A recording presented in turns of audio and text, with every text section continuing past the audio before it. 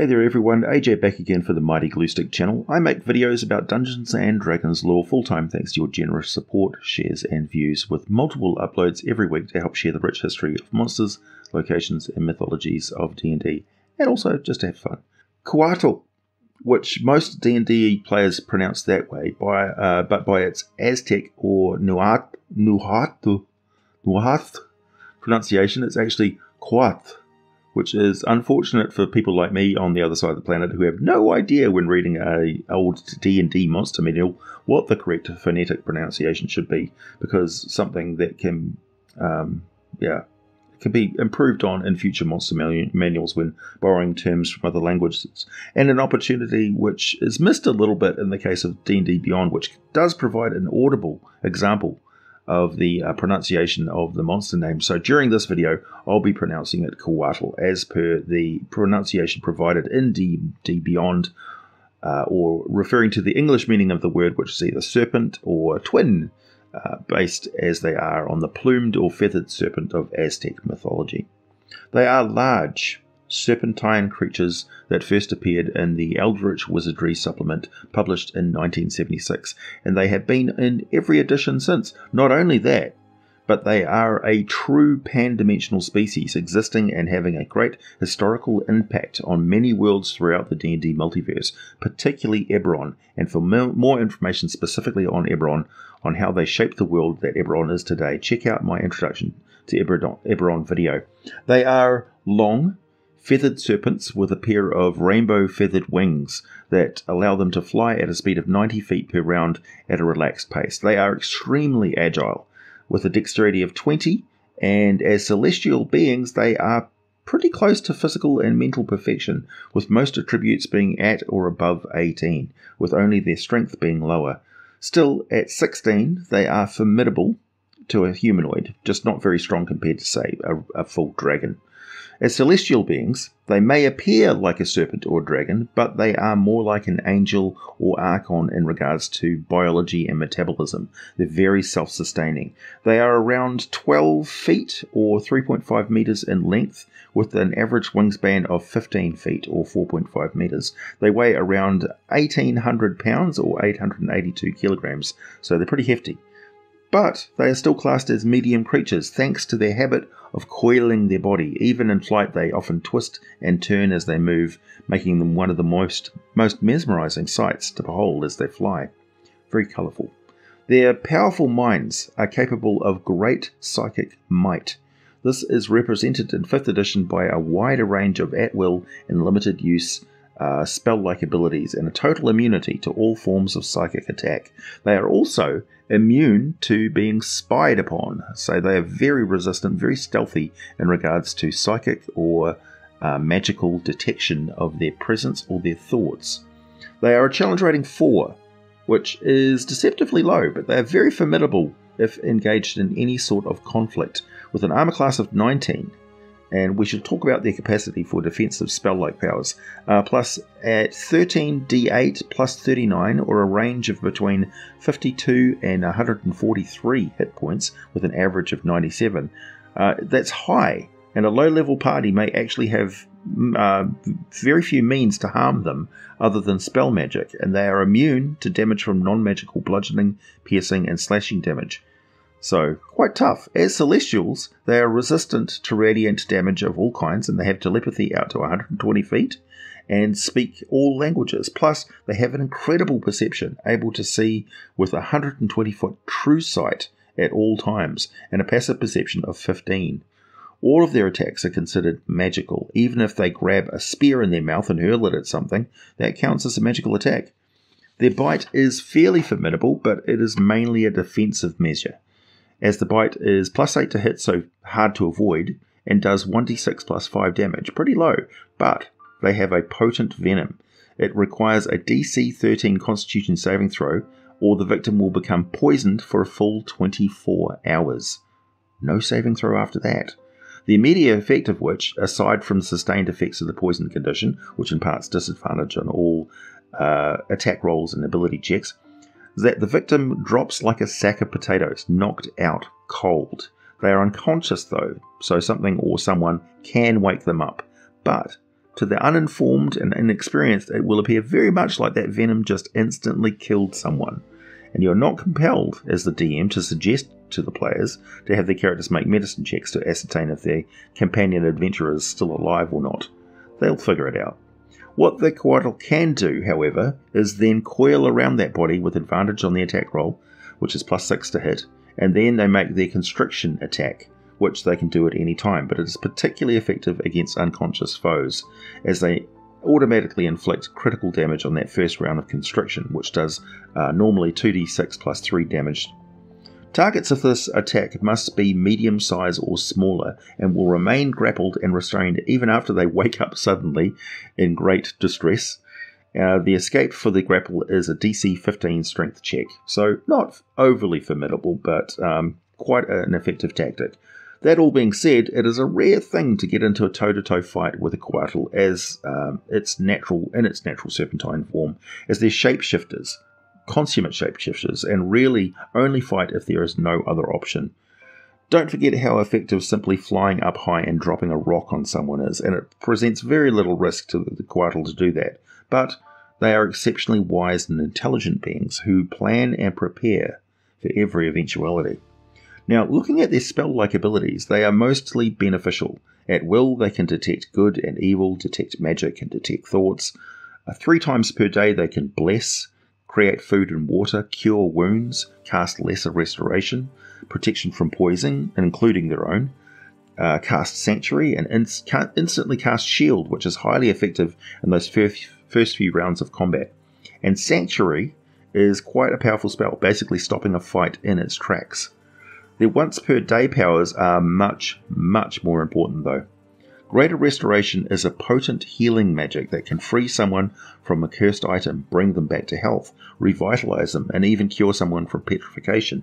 Personally, I let characters have missing limbs restored with this spell as well, but that's just my house rules.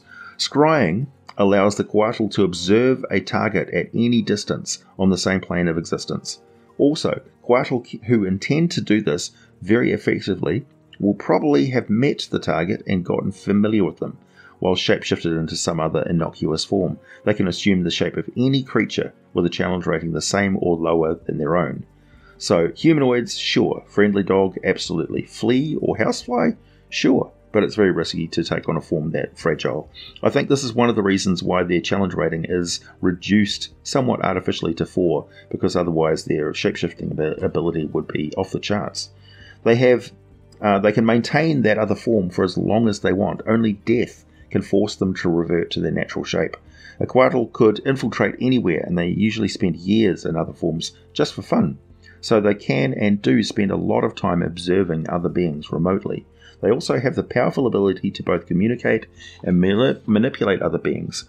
Their dream ability, the dream power, the spell-like power, allows them to insert themselves or empower someone else to go into the target's mind while they sleep for up to a full 8 hours, and while in the dream, they have full power over it to converse and shape the dream environment however they like. The target will recall all this with perfect clarity when they wake up, but just think of how this could be used to absolutely mess someone up. Every night they go to sleep, or fight to stay awake, terrified of sleep, suffering levels of exhaustion. But when they finally fall unconscious, the Couatl, or their nominated messenger, is inside their head.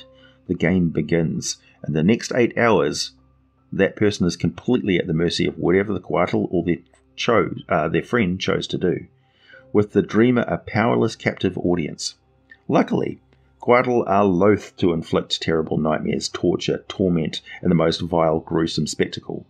That is as distasteful to them as it would be to the victim, and they are unlikely to give such an opportunity to their nominated messenger to do the thing in their stead. But they can persuade and condition a victim painlessly and very effectively. If a target dreams about some amazing individual, having vivid dreams of passion and pleasure, and then at some later date meets that exact person, at the very least it's going to completely focus their attention on that person to the exclusion of everything else. They may firmly believe that they have met their soulmate and fall completely in love, oh so easily being lured into a passionate encounter, an embrace, and chomp, good night, wake up 24 hours later wondering what the hell just happened. Paralyzing poison. The Couatl is patient and careful, and they can take out an entire company of guards. So absolute chaos and confusion, make off with tightly secured items, gain sensitive information, cause individuals to act in outlandish and unpredictable ways. I mean, they're shapeshifters, they can fit through bars and windows. I mean, what would someone not do if they thought they had a chance of literally meeting the person of their dreams? They could do this with symbols or specific objects. If a red rabbit kept appearing in the person's dreams all the time, how likely would they be to follow the sudden appearance of a red rabbit in real life? What does it mean? Would they feel certain that an evil-looking symbol that always appears right before the same dream ends very abruptly each night may be a sure portent that if they see that same symbol in real life, they're fated to die? That is a powerful ability with a highly intelligent Couatl, and they're a master of using it to their advantage. As celestial beings, they are highly principled. It is said that a Couatl cannot lie. However, they don't have to answer every question or tell anyone everything they know. For instance, if someone confronted their companion and said, "Are you a Couatl?" the shapeshifted serpent could simply answer, "I could be. I mean, how would you know?" And that is not a lie. The Monster Manual for 5th edition states that Couatls were created as guardians and caretakers by a benevolent god not worshipped since the dawn of time, and which is forgotten by now but all but the Couatls themselves. Most of the divine mandates given to these beings are long since fulfilled or failed. However, a number of Couatls still watch over ancient power, awaiting fulfillment of prophecy or safeguard the heirs of creatures they once guided and protected. Regardless of a Couatl's task, it refers to remain hidden, revealing itself only as a last resort. They are celestial, so pretty much self-sustaining. They are not truly immortal and will die of disease and old age eventually. They tend to seek out a mate and produce offspring more out of a sense of continuing their legacy of duty, rather than by a personal desire to perpetuate themselves or their kind. They produce one gem-like egg, and the offspring is raised and educated by the parent who first sought out a mate. While they're usually solitary, gatherings of from 3 to 6, or as many as 6, have been observed, so they've got no problem socializing with each other. They just tend to be very rare. On the world of Toril, the Forgotten Realms setting, the Couatl were originally Saruk from the ancient empire of Okoth, who, when they realized that their empire was falling, fled to many other planes of existence that they'd just discovered. They never found a plane that they were willing to live in for more than a generation, so they became planar nomads, adapting to travelling from plane to plane. This life hardened most of the Saruk, turning them into evil forms and terrible legacies. But a few dissenters broke off from their evil peers and entreated Jazarian, a benevolent fragment of the original world serpent, the first primal being of magic, for sanctuary and mentorship. Jazarian perfected their physical and mental being, turning them into their present forms. The rest of the Okothian Saruk declared war on their transformed traitorous lackeys of the world serpent, but the Couatl, ever clever and resourceful, held their own, despite the Saruk's advantage of greater numbers and their evil intent. This continued until Jazarian was eventually slain by Mesholk, a darker fragment of the same greater world serpent. This forced the Couatl to flee back to Toril. They arrived in Maztika, and most have remained there since then, some even worshipped by the locals. Of course, other Couatl continued to travel the plains, and they are very capable of doing so, and they can be found on Eberron, Athos, Uerth, Nerath, Golarion, Mystara, Nerwan, even the worlds of Azeroth, Draenor, Argus, Karesh,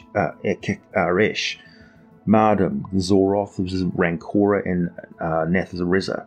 They have travelled the phlogiston seas to thousands of different spheres, so you never know when you might run into a Couatl or where. One notable recently mentioned Couatl is Eku, a Couatl who offered her services as a guide in Port Nyanzaru, disguised as a middle-aged Chultan woman. In 4th edition, many Couatl were said to inhabit citadels of solidified clouds drifting in the astral sea, and it's true that they are just as likely to be found in the timeless transitive planes, often standing an eternal vigil over some artifact, treasure, or secret. Also, Couatl may well be a species that is still on a journey to an ultimate form. Certainly, being part of the celestial order is not by any means a static eternal existence. Celestial life is all about constant growth and self-development and further perfection, with the end goal being nothing less than divine self-development, transition to states of existence beyond the scope of the multiverse.